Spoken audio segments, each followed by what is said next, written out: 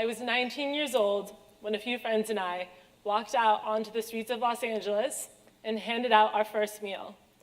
Fast forward to today, and we've served 1.3 million meals. My name is Rachel Sumekh. You can clap for that. Thank you. My name is Rachel Sumekh, and I'm the co-founder and CEO of a startup nonprofit called Swipe Out Hunger. And we allow college students to donate the extra money from their meal plan to hungry people in their community, particularly other college students. How many of you went to a public elementary, middle, or high school? All right, go public schools. I imagine that you also remember those huge cafeterias where you would go in, there's a long line, you're waiting, you're picking up the things that you want, and as you approach the lunch lady, some students handed money, and some students handed, in LA, a little yellow lunch ticket. And in cities like New York, 70% of students are eligible for free lunch. So many that they just passed a law making just free lunch and breakfast for everyone. Great stuff. And in a city like Los Angeles, it's 50% of students. And I remember being a kindergartner as one of those students, standing in the lunch line with my little yellow ticket clenched in my hand, ready to get my lunch. My parents were immigrants. They're Persian Jews, Iranian Jews, and they had just started to get their stride in Los Angeles. We're still hustling to make it happen. And I was very lucky that by the time I started 4th grade, they had made it, they were accomplishing the American dream, and we were living a pretty good life. But I think that the moment that they really thought that they had accomplished the American dream was when their daughter got accepted to UCLA.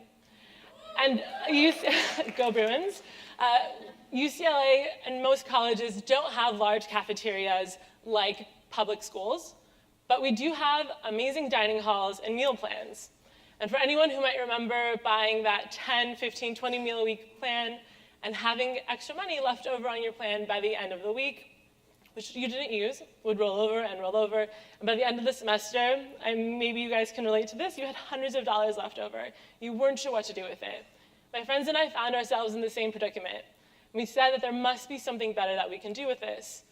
We decided to get a little table, set up outside the dining hall, and ask our friends and ourselves to go inside and buy to-go boxes of food, bring it out to us, which we would then go and hand out to people on the street.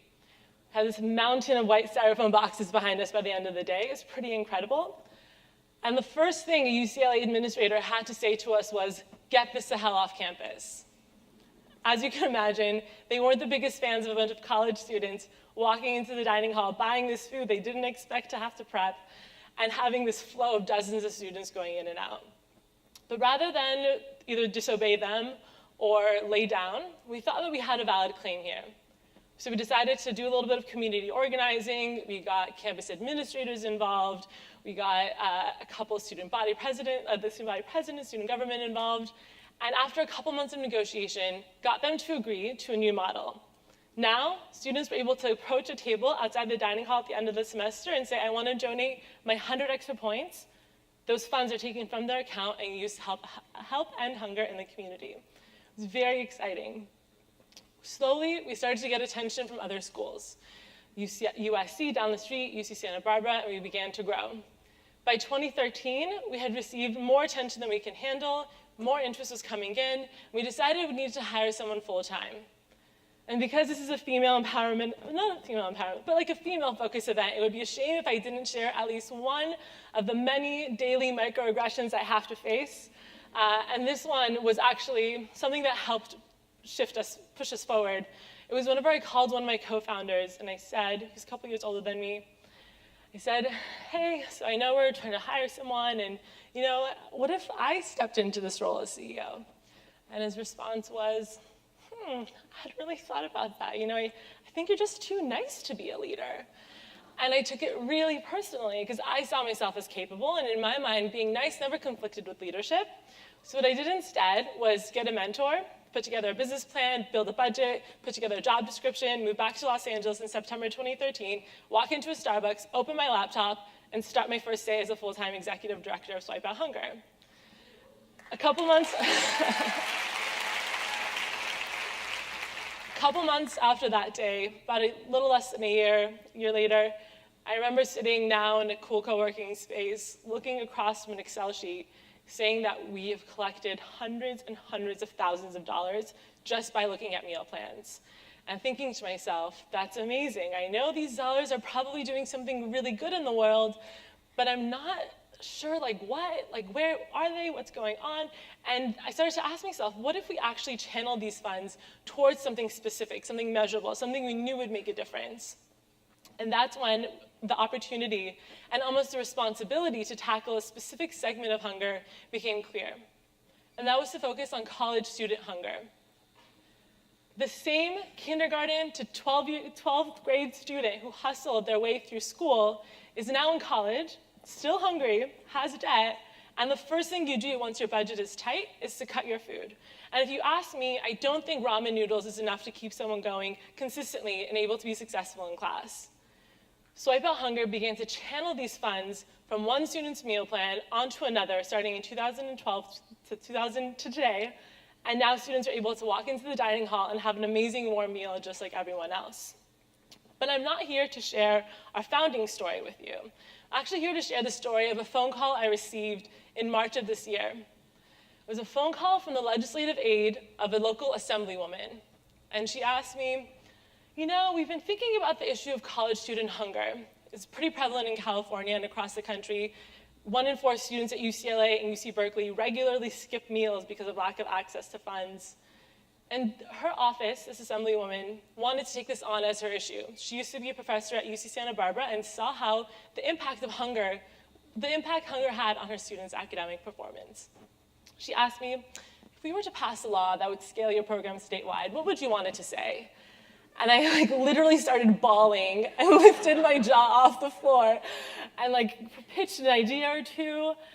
And does everyone know what the state assembly is? This is California. Just like the federal government, there's a Senate and a House of Representatives. In California, we have a Senate and an Assembly. So a couple weeks later, I get an email back from them with a proposal on official state letterhead, the watermark, with the words that I said, being proposed as a bill for the state of California. Fortunately, there are amazing, amazing policy wonky people who helped make it actually effective and look nice. And then a few weeks later, I gave the most important pitch of my life, which was a 2-minute pitch to the Senate, to the Assembly Higher Ed Committee in Sacramento, begging them, asking them, inspiring them to adopt this piece of legislation. And a couple weeks ago, now months in June, we were sitting in our office and we were keeping an eye on the bill. It made it past the Assembly, was getting through the Senate. But before it made it through the Senate, Governor Brown plucked it up, put it into his budget, and what the bill said was any university, the 144 public community colleges, state schools, and UCs, if they implement this bill, which said if you have our program or a food pantry and also someone on campus who helps people sign up for CalFresh for food stamps, then you'll be able to get some of this funding. And we had originally thought a campus would get a couple $1,000s. Governor Brown created a $7.5 million fund based off of the program a couple 20-somethings started, based off legislation a 25-year-old wrote, and now the state of California is finally taking seriously the impact that lacking basic needs has on its college students.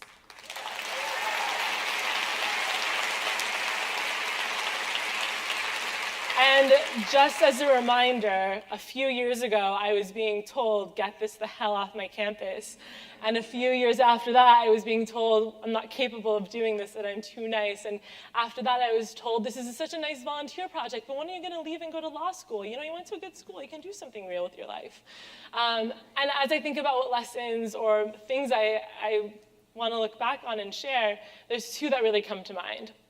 The first is that innovation does not come from an app that saves you 2 minutes in the morning, even though those are great and I use them. True innovation is whenever you re-examine the resources and systems around you and see them in new ways. And you ask, how do I make this better? How do I change this system or resource to help impact someone else's life? And those are things that we can take steps towards tomorrow. And the other thing I want to share is sometimes you have an idea and you're not sure if it's the right thing. The way to solve that is by just doing it and being open to feedback and responses and asking yourself, how do I make this better every single day?